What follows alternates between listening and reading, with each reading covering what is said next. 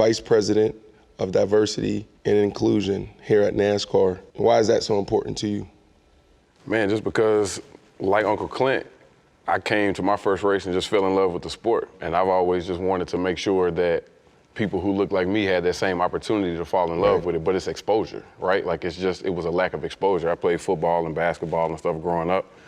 And my uncle would always tell me stories about how he would go to the races and sneak under the fence. Well, I played football for that same uncle. He never told me anything about NASCAR until I mentioned it to him that I had this opportunity, you know? And so to me, that triggered something in my mind. Was like, man, more people need to know about this. So same like you saw it and you were instantly hooked. It was the same thing for me. The first time I came, like chills, you know, went up my back. I heard the cars fire up. I'm like, man, like more people need to experience this. Right. So, and smell that rubber. That's it.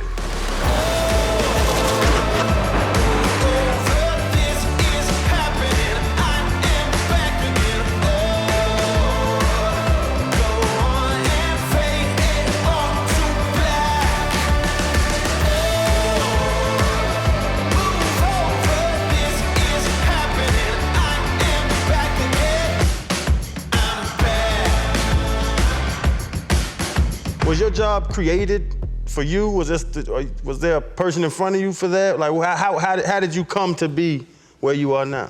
Yeah, so people don't realize NASCAR's diversity initiative has been around since like 2000. So these things have been in place for some time.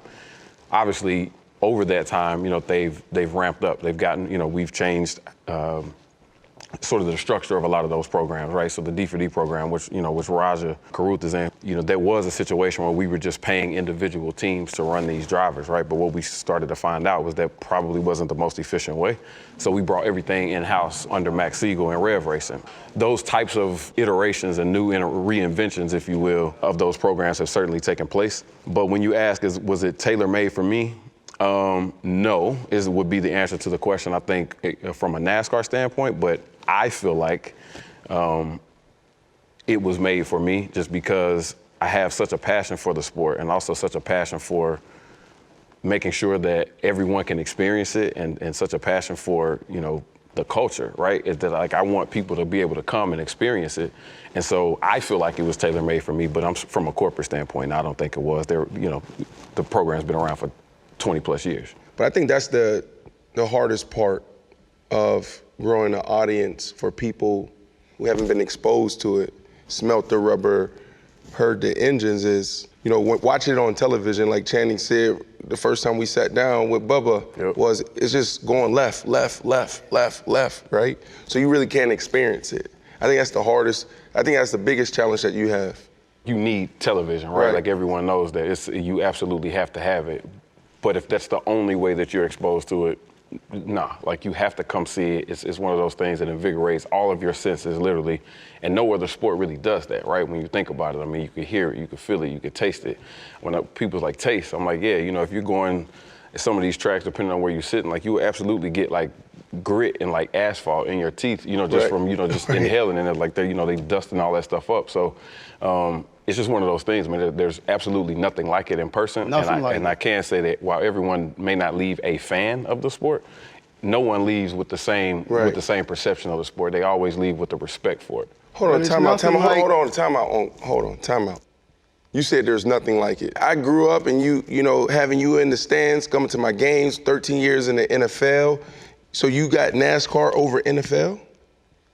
No, be honest. Be honest. When you was playing, if there was a race and the game at the same time, I would only watch when the offense had the ball. When the defense had the ball, I put the race on. I love it. And now that you're retired, I will not watch a football game until after my race is off. There it is. I will not watch a football game. Right. And what you said about going in circles, a lot of people just don't know that it's a whole lot more than just going in circles. Right. When you're sitting in that car going 200 plus miles an hour, especially at Daytona and Talladega, 33-degree banking at Talladega, 4 or 5, sometimes 6 wide, where your life depends on mine, my life depends on you. Inches apart. And the G-forces, if people look and see, that headrest is huge. They cannot move their head with that Hans device. And look, they got a little mirror here on the post. A lot of them have the rear view mirror. But the spoilers are so high, they can't see 2 cars behind them. And when they're going that rate of speed, it only takes one little miscue. So everybody's got to be on the same page, and they got to have confidence in each other. And especially when it's hot, because that track is slick. Right. And that's why I like Kyle Busch, because he can drive. I kind of touched on it a little bit, but never really went deep into the story of how I got into NASCAR, right? I said it actually a couple times, but never really on I Am Athlete NASCAR, but it was because of you guys, right? Unc introducing me to the sport by hounding me for 10 years, like, you gotta go to NASCAR, let's go to a race, and didn't understand it. And Shaw, you were like, man, this is amazing. I'm like, what are you talking about, this is amazing? You're from Brooklyn, right? So I appreciate you guys for hounding me to get into NASCAR, because I fell in love with it, but I want to hear from you guys, like, how did y'all get into this sport? I got into it back in the 80s, not in NASCAR, but I used to ride the motorcycle to the Indy 500 for years. I watched the NASCAR race on TV. I said, that's for me. Been there ever since. My driver was Dale Jarrett. He retired. I said, who am I gonna go with? Kyle Busch or Tony Stewart? Had to go with Rowdy. And that's where I'm at right now. Right. Is that why you love Rowdy? No, so I didn't actually, you took me to Daytona 500. That was my first race, and the reason why I Rowdy became my driver was because of him and Samantha, his wife, how they treated me at my first race. So they took me up in the pit box. Yeah. And they just showed me an amazing time. They were awesome people. And they didn't have to do what they did. And so I was like, all right, he's cool. I didn't even know he was the villain. I didn't even know he was deemed the asshole, which he kind of is, but I kind of like it. NASCAR's always had assholes in terms of drivers. Yeah. So like that's what keeps the sport going. Right. Like that's what the sport is built on, those rivalries. I used to be called a black redneck. And that was by my daughter.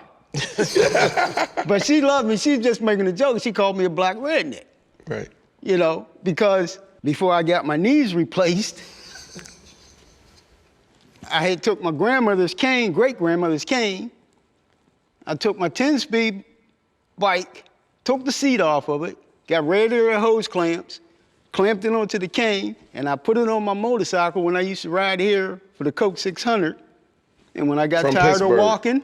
From Pittsburgh. From Pittsburgh. When I got tired of walking, I rest my behind on that cane. That boy had the bow legs, man. I was like, oh, when you fix these knees? No, that man was walking like this, and now he's straight.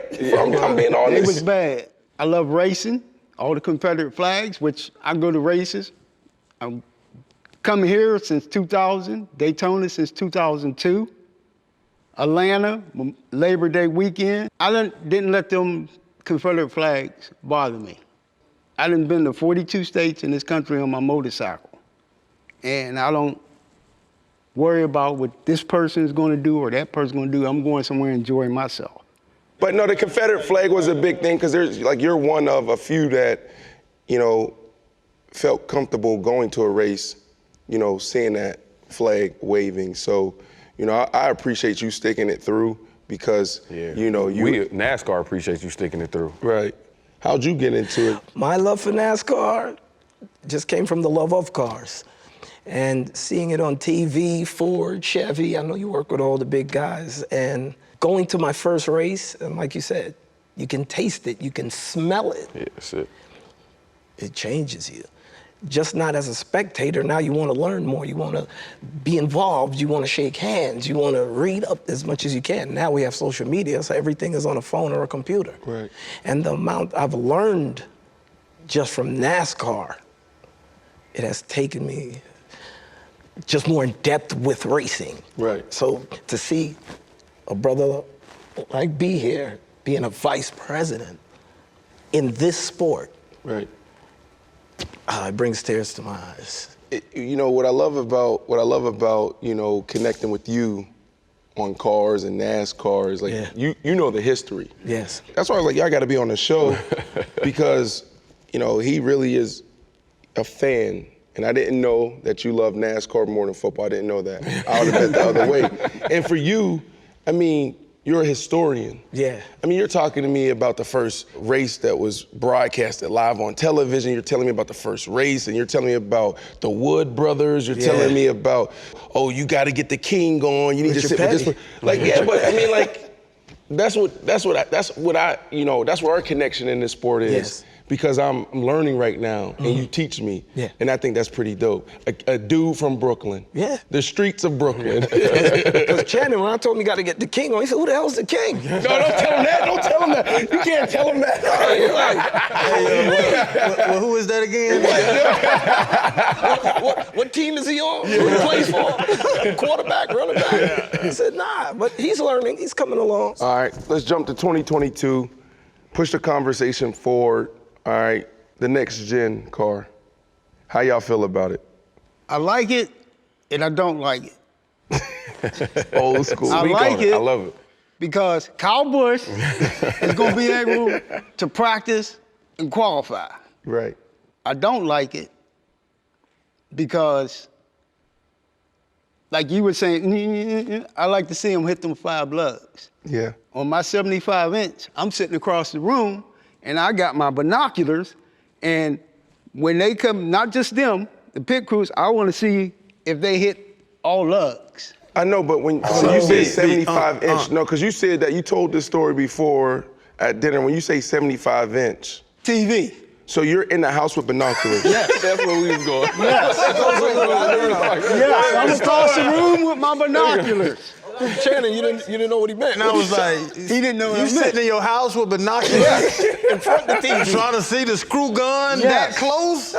We got we got a Hawkeye system that we use to monitor to make sure all the like pit stops and stuff like that. We need to get Unc up there in the tower. If he's sitting there doing that already, I mean, he might as well come and do it in a physical capacity to put him at ease. Right. Man, what y'all think? Yeah, I was gonna say with the next gen thing, it evens the playing field. Now you got to be a driver now, right? Exactly.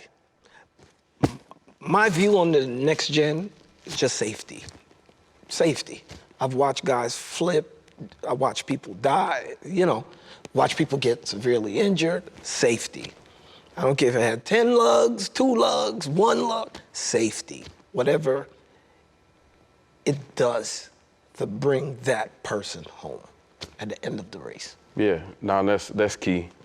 And I can appreciate, Unc, what you're saying in terms of the lugs, right? That's been such a major part of the sport for so long. The good news is that the pit stops won't really look any different, even though there's only the 1 lug, right? It still takes the same amount of time to fill the It's the tank. same amount of guys, except for years ago when they had the catch can man. Right. They took them away. Right. But for me, the most exciting part is the parity, that it's going to bring. I think for so long, Right. As the sport has evolved, people, I think a lot of times consider NASCAR this sort of backwoods shade tree Right, mechanic yeah. type thing. People don't know we literally have NASA engineers. Like we have people talk about oh, it doesn't take a rocket scientist. No, we actually have rocket scientists in the garage. Right. And so when they get time to sit there and pore over data after data and go to wind tunnels and do all these tests, the gaps between the haves and the have-nots widens, right? Because only so many teams can afford to pull, a rocket scientist from somewhere and pay him to be able to come over and analyze stuff for race cars. But I think now, with the advent of the next gen car and the things that we're going to limit, with that, I think the parity, which at the end of the day, that's what we want to bring, is exciting door-to-door racing that that he talked about. And so for me, that's the most exciting part. So give me, all right, your wish list for I Am Athlete NASCAR, the top 5 people that you want on this show, and give me a little background why. Okay. Number 1, like I said before, the king. Gotta be. Because he's been with NASCAR from damn near the beginning. Before they had all the aerodynamics, before they didn't even really had good brakes back then. He flipped cars, no airbag, no neck harness. Some of them I barely had a helmet. Like a lap belt. A lap belt. They didn't have a harness belt. And this man's been racing from, early 60s. I watched a documentary on him where he even took a loan against his house to keep racing because there was no one to back him at the time. And to this day, like, I'll bring in the Wood brothers. They changed the pit crew. They made the race. They changed the whole dynamics of coming into the pit crew. I see Shannon always makes a joke about zzz, zzz, zzz, zzz. Yeah. These are the guys who reinvented the pit crew. So when I say to Brandon, I said, these are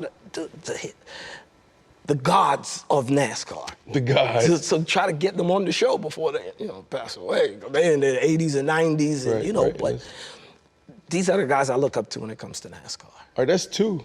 I That's said 2. 5. Dale Earnhardt. Junior. Yeah. We had Junior already. Yeah, but I wasn't here. Oh, you said? I wasn't here. He said, and Junior's my guy. For Unc, Kyle Busch. With Unc on the show. With Unc on the show. Yeah, y'all gotta be on the show because we already sat down with a ton of people already. But I like their top 2. B, you gotta get that done for us. Oh, you let me know. Lil B, like, yeah, let me know. Yeah, we gonna get the king. B, call the king right now. I can't call. I don't have his number like that, but I can go look it up though. Right. I know where to find it. I want to get Danica Patrick, the king, okay? Who's that again? Right now. Y'all ain't say the man's name. Y'all keep saying the king. Oh, you didn't Who? get the name. Thank you, Richard Petty. I heard that name before. Appreciate it. All right, next up, let's go. I Am Athlete NASCAR.